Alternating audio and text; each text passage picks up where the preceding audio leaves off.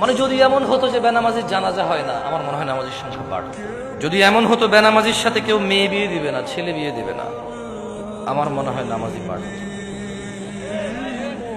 যদি এমন হতো বেনামাজির সাক্ষী গ্রহণ করা হবে না, কি গ্রহণ করা হবে না, যদি এমন হতো যে বেনামাজি ছেলে তার নামাজি বাবার সম্পদের অধিকার পাবে না, তাইলে মনে হয় নামাজি বাড়ত।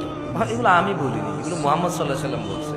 বেনামাজি বেওয়ারিশ থাকে, কারণ ওয়ারাসাত পায় না। বেনামাজি কি পায় না?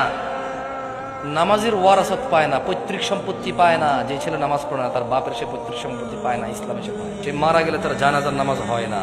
বেনামাজি জামাই নামাজি বউ বিয়ে টিকে না হিসেবে, কারণ বাইনাল আবিদি ওয়া বাইনাল কুফরি তারকুস সালাহ। বান্দা ও কুফরির মধ্যে পার্থক্য হচ্ছে নামাজ ছেড়ে দেওয়া। তো কাফের আর মুসলমানের তো বিয়ে টেকে না।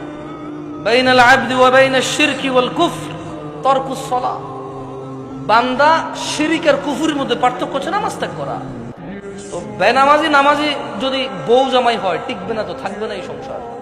খুব সিম্পল লজিক। আপনি যেদিন হাদিসকে এভাবে দেখবেন, ওই দিন আপনি মানুষ হতে পারবেন। আদারওয়াইজ ওয়াজ শুনতে পারবেন, জুমায় যেতে পারবেন, খুতবা শুনতে পারবেন, কিচ্ছু হবে না।